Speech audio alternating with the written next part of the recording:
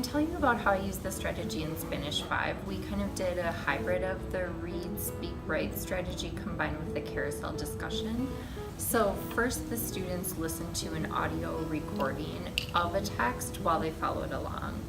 Then they had a bunch of different questions that they responded to one at a time. So they would read the question and have a conversation with their partner. Then after their conversation, they summarized their discussion in one sentence. After that is where the carousel part came in, because they rotated to all the different questions and were able to read their classmates' response and then write something new. So by the end of all of the different questions about the text, they were able to come to a better understanding of what the text was about. I used it to reinforce close reading lessons that I'd done earlier in the year. So I used it with a piece of poetry and had the students read it 3 times in order to aid in comprehension. And in the 9th grade, we're using it also for poetry as a close reading strategy. Students paraphrase, they're practicing their paraphrasing skills, and then when they speak with another student, they clarify meaning that they both had questions about. And for the writing part, we're working on our body paragraph structure, claim evidence reasoning, so it gives them a lot of good practice on a number of skills. Well, first of all, I would change the wording of the strategy for Phi-Ed. So instead of reading, speaking, and writing, I would say they watch a performance either from me or another student as like a demonstration. Speak, I would say they do speak or talk with each other or with me about what they saw. And then instead of writing, I do more of a performance, or they do the action then based on what they saw, the demonstration, and what they feel like they can perform.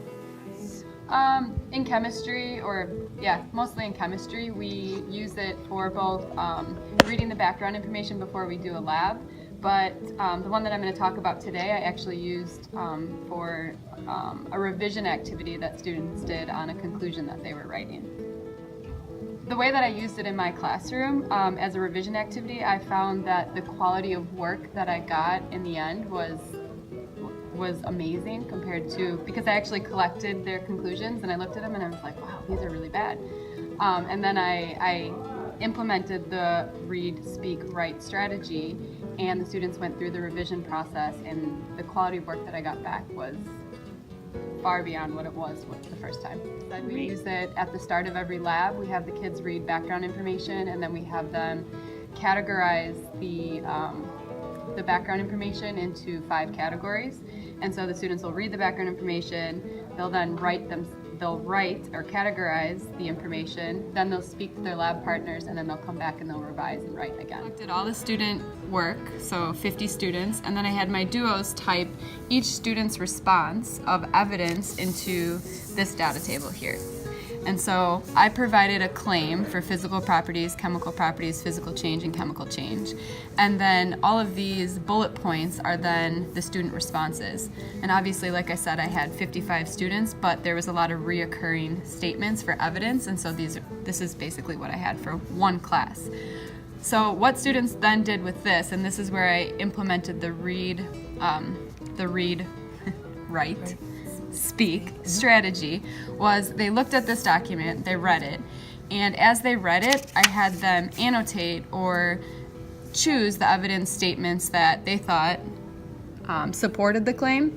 They put an X in the statements that they thought did not support the claim, and then they circled and read the statements that were true statements about physical properties but weren't really supporting the claim. And so they wrote, and then what I had them do is then discuss what they thought were good possible evidence statements for these claims as a group, and then they went back and revised. Little different side, because I've done this in my health classes, so I try to use it at least once a unit, and I more so use it for almost like a note-taking strategy when we're learning something new. So they'll just kind of read through. I chunk it usually by paragraph, so it's not too much information. But again, they just read through the paragraph on their own, they write down like a main idea that they got from it, then they kind of collaborate and have a conversation with a neighbor, and then again, deepen their understanding, further the learning, and then together they come up with like 2 or 3 summarizing points. So we critiqued our work. When the 7th graders were filling this out, they then went into the hallway and I gave each group a little sheet of writing that asked them to describe how they came up with their idea and to explain why their idea is art and not just a pile of found objects, and then give examples and show their artwork to the group and show those examples. So then they split up into 6 groups. I used a generator on the computer, which the kids loved. They like it when you come up with random groups. And we split up and they went out and they described their sculpture to their groups. And then when they were finished, they came back in and they filled out the back. We had a writing prompt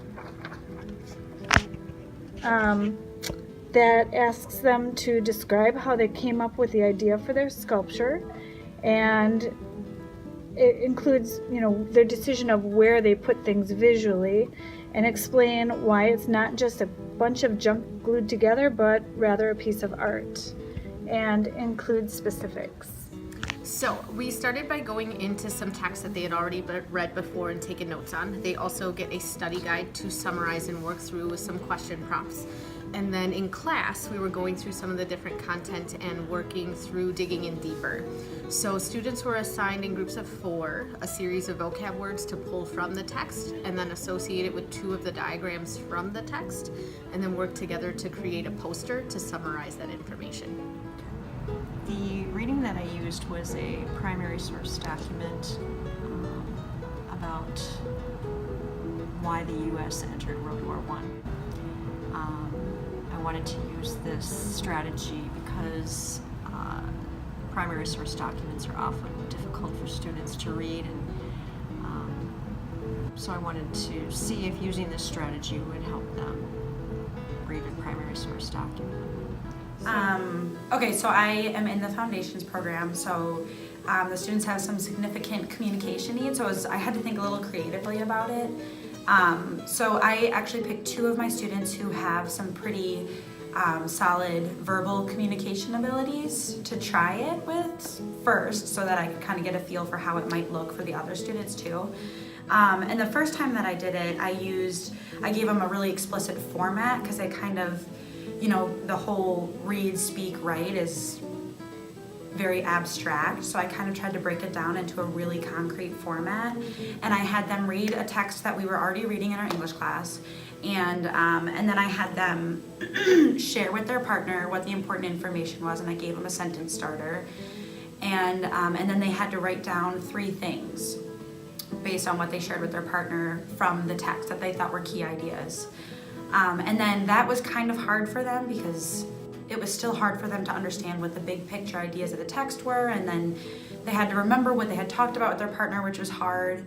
So the second time that I did it, I used a nonfiction text, and I restructured it a little bit, and I actually had them write first. So they read the text, and then they wrote what they thought were the 2 most important ideas, and then they shared their ideas with each other, and then I kind of spelled it out. Did you have the same points as your peer? If they circled no, then they had to add their peer's important points back onto the original paragraph.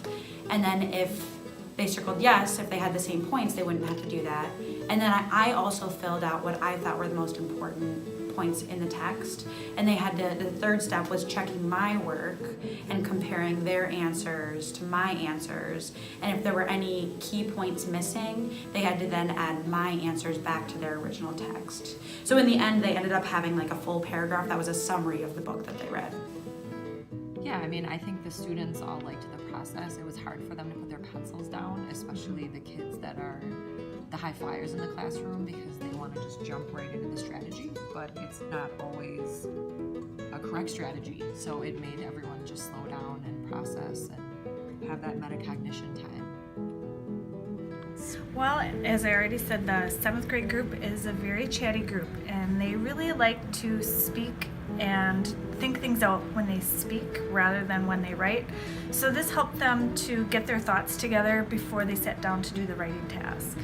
I've noticed that even differently than whiteboarding, doing it on the paper poster rather than whiteboarding, they seem a little more committed to writing it down because there's that, it's gonna last. Whereas even with the whiteboarding, they'll talk about it when they present the whiteboard. It's like, oh, we just erase it later and we're done with it. But there was a lot more conversation, and I feel like I get more questions from the kids as they're trying to work through the text rather than when I'm talking up at the front and going through things. It's been increasing as of late, so it's something I tried and liked a couple weeks ago. So kind of like every few days we've been using this strategy for chunks of information that I want to get through efficiently but want to dig into, and it seems to help us get through the material more quickly but at a better depth. And that next week I implemented with my personal lifetime fitness class. And then I brought what they did back to the next Wednesday meeting, and we talked about the strategies that they used and the things that I found worked and didn't work and how my class took the strategy. Jody, Ryne, and I have been using this for our regular biology team planning meetings. We use it at the start of the sections in the textbook, and here's an example of how we use it. We always start off the section with the kids kind of doing the, they will read together, discuss, and then write down 3 things that they've learned just to kind of get an overview of the section. We, as an Algebra 2 team, have done it twice so far this year, and we're thinking of doing it once or twice a quarter for the entire year. We planned them together during our PLC meetings. The Algebra 2 team came up with 2 different ones that we could use for that class. The students had to go through the process where we had them put their pencils down and just read it, so everyone was able to take in the information all during a given time period, and then stop and reflect on how they thought they were going to solve it, and then we asked them to share that out and write a list of strategies with their team before they were able to really start solving it. So it gave them some planning time and processing time.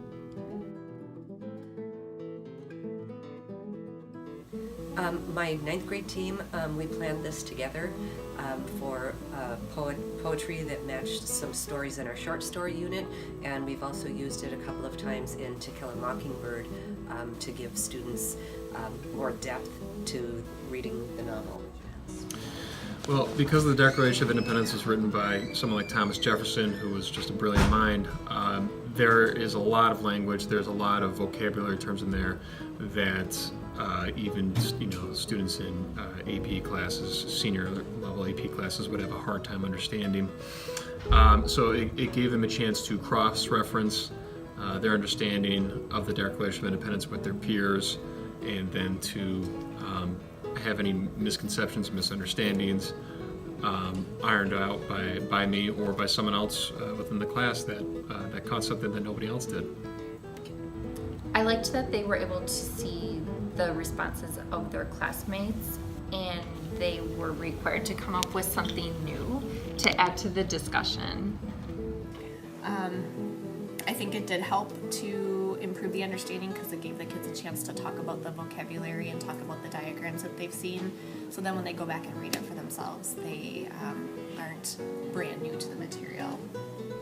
The benefits I've seen are increased understanding of material read because students are reading it multiple times and they're having conversations about it and exploring the understanding that other students have come to about the same material. I'd agree. I think it makes, particularly that second step of speaking makes the poetry less intimidating for them and more approachable. One benefit that I thought was really cool, especially for my students, was the whole discussion piece. So that whole, like, the collaboration with a peer and sharing what you thought versus what the other person thought, which is something that we're always working on in my classroom, is collaboration and discussion. And I think it's very, I did this in my classroom, so it was a very comfortable setting for them, but I think with more practice, that's a skill that's transferable to the regular ed classes too, which is huge in the regular ed classes. There's a lot of group work and discussion work, and sometimes the foundation students are hesitant to jump in. So I think this is just going to help give them more confidence in that area.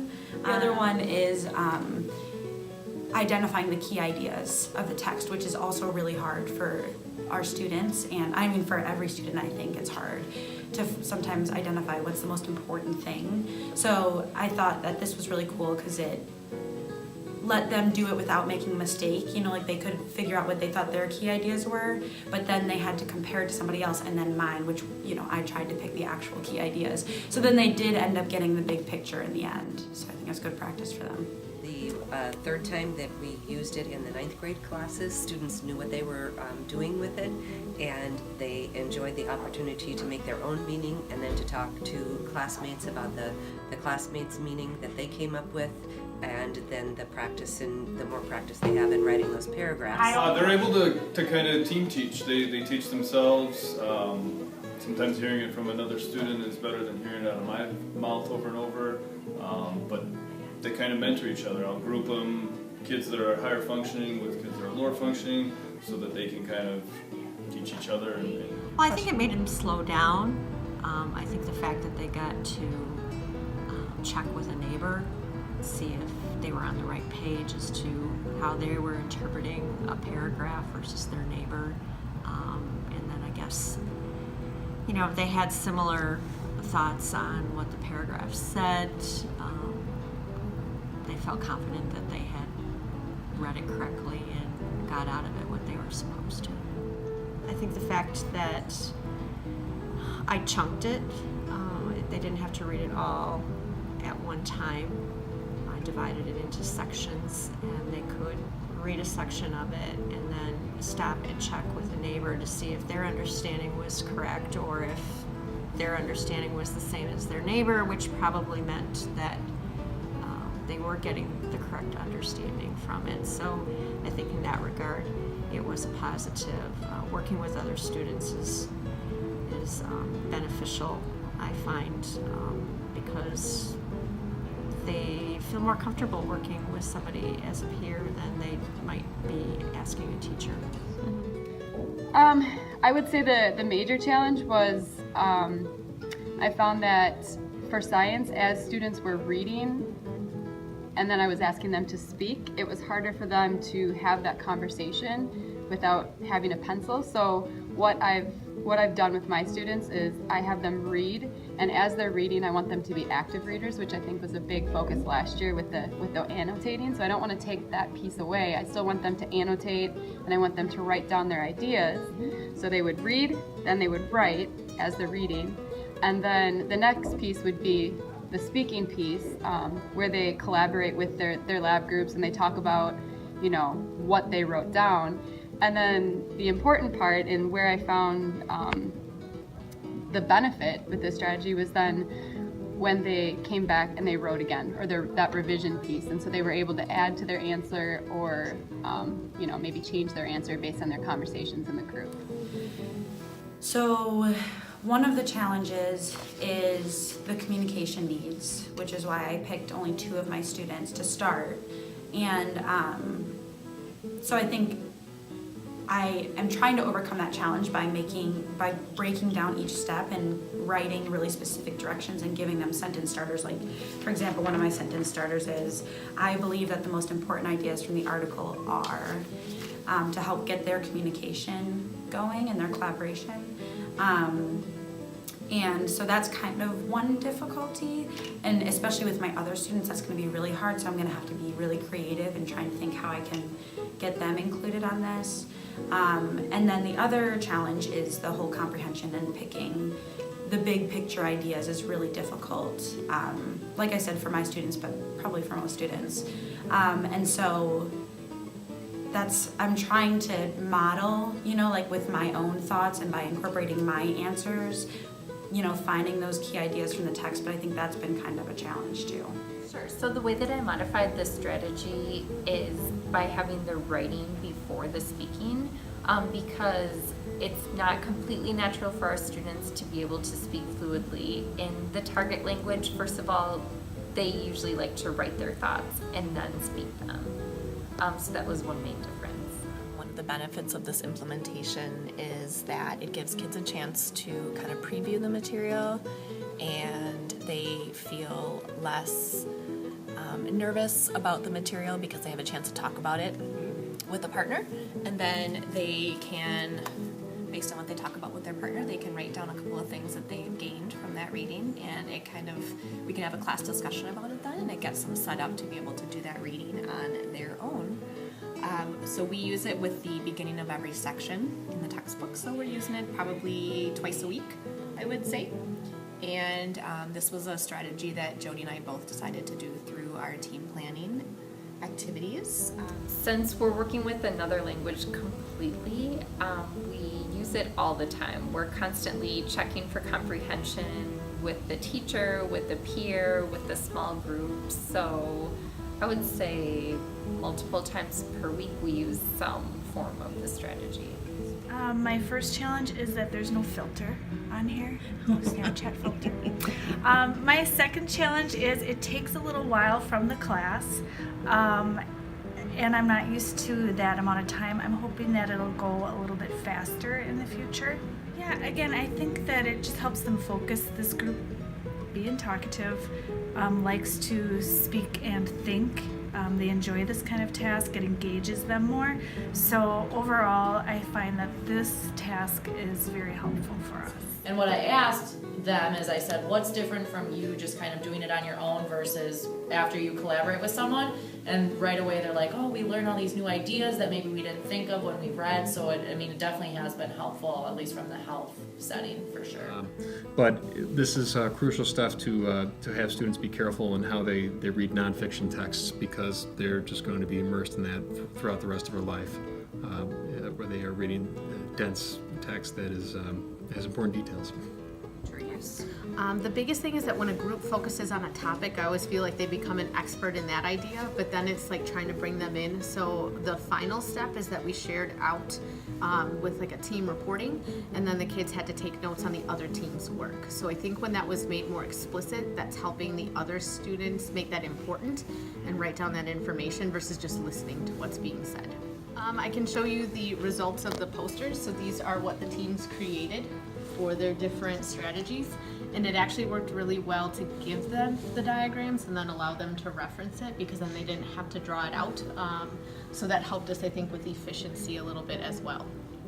I would say in performance-based classes like we had for Phi Ed, at least, in BFS, the weightlifting, for the kids watching a demonstration of the lifting form and then assessing each other and themselves actually in the mirror while they're doing the lifting. That's immediate feedback, that's practice for the students, and it helps their assessment skills too. Watching other people do it helps them in their own understanding of how to perform the activity as well. And yes, it's increasing student engagement with the small group that I was doing, because it required student engagement. They had to communicate with each other, and they had to look back in their books. They had to, check each other's work.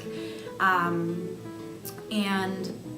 the other big picture thing that I think is beneficial is that it helps them come up with a summary of a text, and the responsibility doesn't just fall on one student to do that. So it kind of lightens the load for them, where they only have to come up with, some like fault-free choices. They can pick any two ideas that they think are the big ideas. But then after they check with their partner and check with mine, and they compile this paragraph, they have this full summary of the text. Even though it's, like a chapter book text, they compile just a paragraph that summarizes the whole thing. So I think that's pretty cool for them.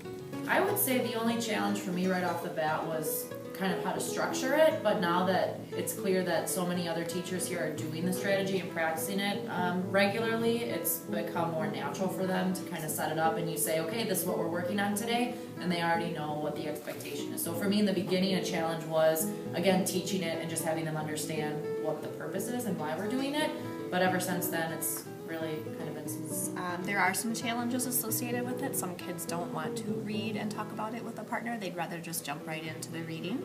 So to overcome this, we do it as a class and encourage them to do this. And then when they turn in their notes, if that part's not completed, then I'll hand it back to them and they'll have to go back and do that with me.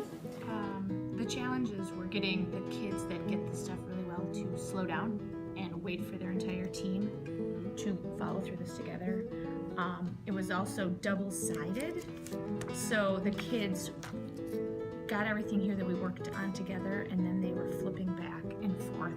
So we were thinking in the future to maybe put them on 2 separate pages so they could use one as a guide. I think either I would try this with a shorter reading, at least initially, and I might add a digital component to it to make it more interesting for them as opposed to writing down manually on a piece of paper, maybe mind map what they read, and have them work on a mind map with a partner once they shared out what they read and what they thought it said. I think the big thing is choosing very short, small pieces of text so it's not overwhelming, so that the students don't start getting the idea that they have to read like these chapters 3 times. It needs to be like a really intentionally chosen and significant piece of text. The more practice they have with writing the body paragraphs, the easier that becomes for them when they write essays. Yeah, I would say we talk a lot about metacognition in my class, and one of the big skills we're working on is transferring our knowledge. So when they said, oh, we've already done this in science class, and then we talked about how you use the same strategies across disciplines.